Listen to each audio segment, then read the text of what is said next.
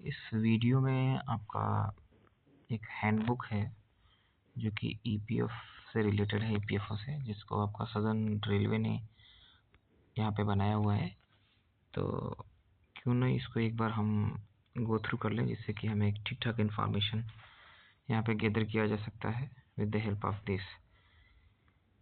इसमें जो आपका इंडेक्स है, इंडेक्स को पढ़ना ज़रूरी है क्योंकि इसमें introduction, definition, applicability of act, structure of the EPF scheme, contributions, interest and taxation, members benefit, withdrawal, transfer of accounts, EPF employment fund के बारे में। उसके बाद में आपका इंश्योरेंस से रिलेटेड आया था, EDLI, आपका ईडली भी कुछ लोग मजे में बोल देते हैं, penalties and offences, digital facilities for EPFO क्या है वो, कुछ केस लॉस दिए गए हैं, आपका कॉन्ट्रैक्टर रिस्पॉन्सिबिलिटी क्या हो सकती है, प्रिंसिपल एम्प्लॉयज़ रिस्पॉन्सिबिलिटी क्या हो सकती है, एम्प्लॉयर्स रिस्पॉन्सिबिलिटी, कुछ केस स्टडीज़ जो कि आपका माल प्रैक्टिसेस ऑफ कॉन्ट्रैक्टर्स से रिलेटेड है।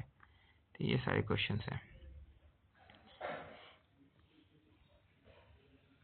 क्योंकि ये जो है वो किसी पर्टिकुलर संस्था से रिलेटेड है, तो इसमें आपको सारी जानकारी नहीं मिलेगी, लेकिन हमें काफ़ी कुछ काम का मिल जाएगा। तो चैप्टर 1 इंट्रोडक्शन में अगर पढ़ेंगे तो व्हाट इज़ EPF एक्ट, इसके बारे में दिया गया है। तो employees provident fund and miscellaneous provisions act 1952 इसका पूरा नाम है, ठीक है। Is a foundational social security legislation in India. अब हमारी जो लेबर लॉ की बात होती है उसमें जो आपका कॉन्सेप्ट निहित होता है वो होता है सोशल सिक्योरिटी होनी चाहिए। तो सोशल सिक्योरिटी को इंश्योर करने के लिए EPF एक सशक्त माध्यम है। It mandates the establishment of 3 की स्कीम फॉर एम्प्लॉयज़।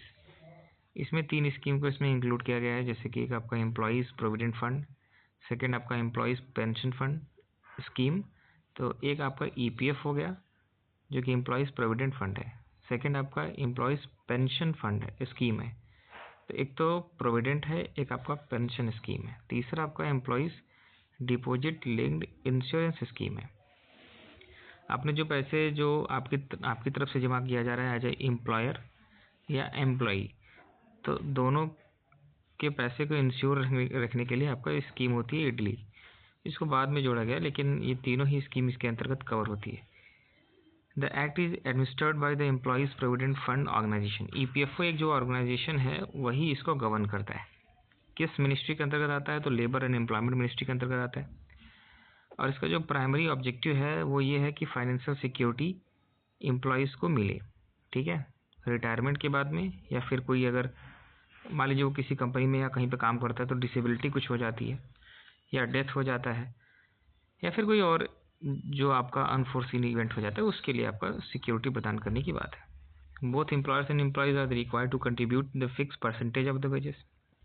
अभी आपको पता चलेगा कि उनको एक बेसिक अमाउंट जो है आपका परसेंट जो है दोनों को देना पड़ता है, ठीक है, और उसका कंट्रीब्यूशन 8.33% या फिर उसके बाद जो 12% पे बचता है तो उसको किस तरह से डिवाइड किया जाता है, ये सारी बातें पढ़ेंगे। प्रमोटिंग लॉन्ग टर्म सेविंग और सोशल वेलफेयर को इसमें प्रमोट करने का ऑब्जेक्टिव पेश किया जाता है।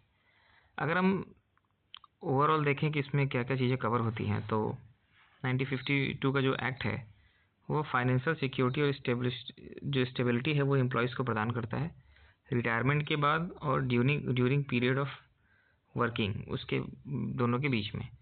अब इसमें प्राइमरी ऑब्जेक्टिव कुछ पॉइंट्स में कवर किया गया है, जैसे कि एक तो प्रमोटिंग सेविंग, ये सेविंग को प्रमोट करता है ताकि फ्यूचर फाइनेंशियल सिक्योरिटी बनी रहे।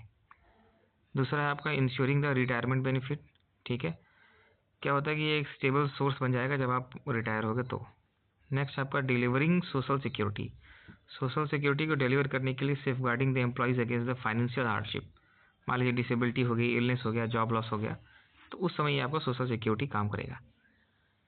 मैंडेटिंग एम्प्लॉयर कंट्रीब्यूशन, अच्छा ऐसा नहीं है कि जो वर्कर काम कर रहा है, जो एम्प्लॉय काम कर रहा है, जो कि इसके अंतर्गत कवर होता है, ठीक है, वही केवल एकमात्र व्यक्ति है जो कि इसमें कवर हुआ, ऐसा नहीं है। जो एम्प्लॉयर है, मतलब जो कंपनी है या फिर जो नौकरी दे रहा है, उसको भी कंट्रीब्यूट करना पड़ता है साथ में। नेक्स्ट आपका कि फैसिलिटेटिंग पेंशन एंड इंश्योरेंस, क्योंकि बाद में आपने देखा कि ये पेंशन इंश्योरेंस की चीज़ भी आपका प्रोविडेंट के साथ में जुड़ा हुआ होता है, तो इसमें 3 चीज़ें कवर हो रही हैं। तो एक आपका ये कम्प्रीहेंसिव इसको मान सकते हैं। अब ये इवोल्यूशन कैसे हुआ, तो आप देखते हैं कि कैसे कैसे अभी आज की डेट में जो आपका ईपीएफ का एक्ट है उसमें क्या क्या लेटेस्ट प्रोविजंस हैं। एक तो 1952 का आपका इनैक्टमेंट ऑफ द एक्ट जब जिसमें हुआ था, तो वो स्पेसिफिक इस्टेब्लिशमेंट के टाइम पे आपका हुआ था। फिर 1971 में एक और नई चीज़ जोड़ी गई जिसमें employees deposit linked insurance scheme ideally to offer life insurance cover को भी इसमें कवर किया गया। 95 अगर देखेंगे तो उसमें launch of employees pension scheme है टू प्रोवाइड द बेनिफिट। तो एक तो ध्यान देने वाली बात है 52, 71, 95, ये तीनों ही आपको डेट या फिर ईयर्स याद रखना है। और रिसेंट डेवलपमेंट अभी क्या हुआ है कि अब आपको एक नंबर मिलता है जिसमें कि आपकी सारी इन्फॉर्मेशन होती हैं, उसको बोलते हैं यूएएन नंबर, ठीक है, यूनिवर्सल अकाउंट नंबर्स। ये आपका है adoption of digital initiatives such as online claim processing. आज के डेट में ऑनलाइन क्लेम को प्रोसेस किया जा सकता है। यूएएन नंबर भी आपको दिया गया है। इसमें e governance services to improve accessibility and efficiency को भी काम में लाया जा रहा है। अब इसमें एक जो नई चीज़ है वो है कि एप्लीकेबिलिटी ऑफ ईपीएफओ क्या है, किसके लिए एप्लीकेशन है। तो इसमें ऐसी फैक्ट्री जिसमें शेड्यूल 1 के अंतर्गत जो फैक्ट्री आपका इन्वॉल्व है, जिसमें 20 या उससे ज़्यादा वर्कर्स काम करते हैं, वो फैक्ट्री के अंतर्गत ये वाला जो फैसिलिटी है आपका ईपीएफ की वो लागू की जाएगी। अदर इस्टेब्लिशमेंट विद 20 और द मोर एम्प्लॉइज और as a notified by the central government via official gazette, या कोई और इस्टेब्लिशमेंट जिसमें 20 से ज़्यादा लोग काम कर रहे हैं उसको भी लिया जा सकता है। जरूरी नहीं है कि शेड्यूल 1 वाला ही हो। इसके साथ साथ इसमें कुछ ऐसे भी हैं आपका जिसमें 20 से कम एम्प्लॉय हैं। If employer and the majority of the employees agree, अगर वो सभी एग्री कर रहे हैं तो सेंट्रल प्रोविडेंट फंड कमिश्नर है with a minimum 2 month notice दे करके उसको हम यहाँ पे उसके अंतर्गत जुड़ सकते हैं, ठीक है। अब हम ध्यान देने वाली बात है कि ये जो ईपीएफओ संस्था है, क्योंकि चलाती तो यही है, तो ये ministry of labour and employment के अंतर्गत आती है, गवर्नमेंट ऑफ इंडिया का है, ठीक है। इसमें आपका मैनेजर्स की सोशल सिक्योरिटी स्कीम्स करता है। इसमें ईपीएफ मतलब एम्प्लॉयज़ प्रोविडेंट फंड, उसके बाद आपका पेंशन फंड ईपीएस, उसके साथ में employees deposit link insurance scheme, इतनी बातें इंक्लूड है। अब जो ईपीएफओ होता है वो कंप्लायंसेस, कोई शिकायत है उसको देखता है, मेंटेन द मेंबर का अकाउंट जो आपका यूएन की बात की थी, फैसिलिटेट्स क्लेम सेटलमेंट, अगर कोई क्लेम जो है आपका लेन देन है उसको देखेंगे, invest fund and the offers digital service link, UAN linking आपका यहाँ पे करते हैं। ऑनलाइन क्लेम की प्रोसेसिंग की जाती है, ग्रीवांस रिड्रेसल के लिए भी इनके भी मैकेनिज्म है।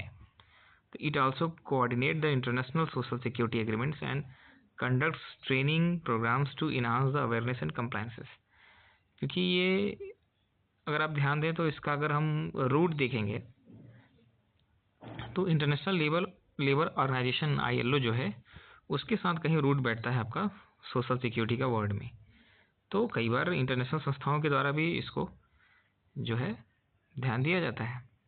नेक्स्ट आपका है कि ईपीएफ के अंतर्गत क्या क्या प्रोविजंस हैं। एक तो ये है कि a mandatory retirement saving scheme with equal contribution 12% from both employer and employees based on basic wages.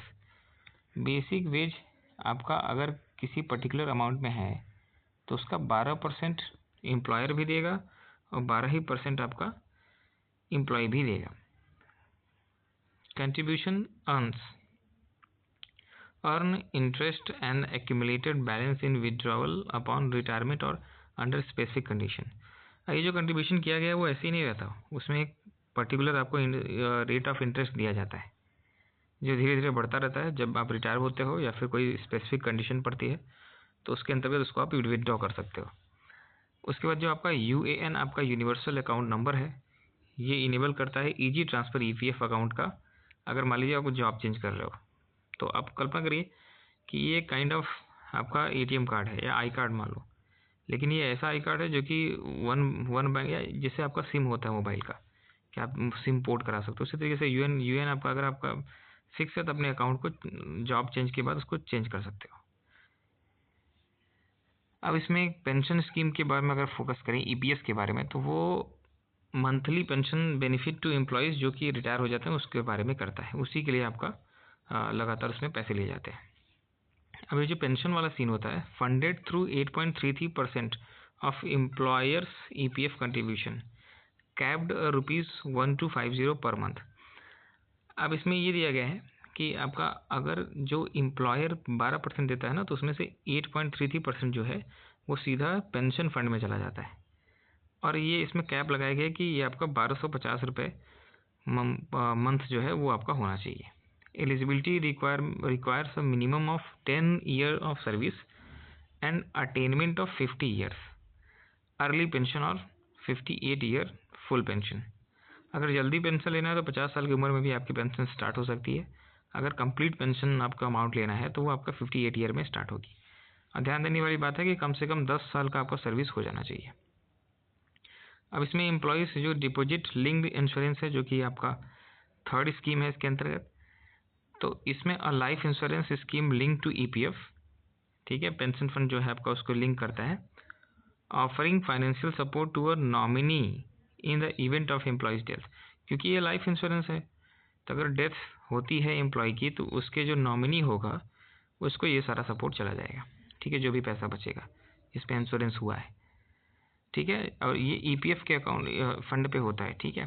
तो funded by employers contribution of 0.5% of employees basic salary. ये एम्प्लॉयर 0.5% कंट्रीब्यूट करता है इसके लिए, लाइफ इंश्योरेंस के लिए, उसके बेसिक सैलरी का 0.5% कंट्रीब्यूशन किया करता है। Provided a lump sum benefit to a nominee. ये आपका नॉमिनी को एक लमसम बेनिफिट मैक्सिमम 7 लाख रुपए तक कवर करता है। Together EPS and EDLI ensures comprehensive financial security for employees and their families। ये आपका फैमिलीज और जो एम्प्लॉई है उन दोनों को आपका ये तीनों मिलकर एक कम्प्रिहेंसिव फाइनेंशियल सिक्योरिटी प्रोवाइड करते हैं।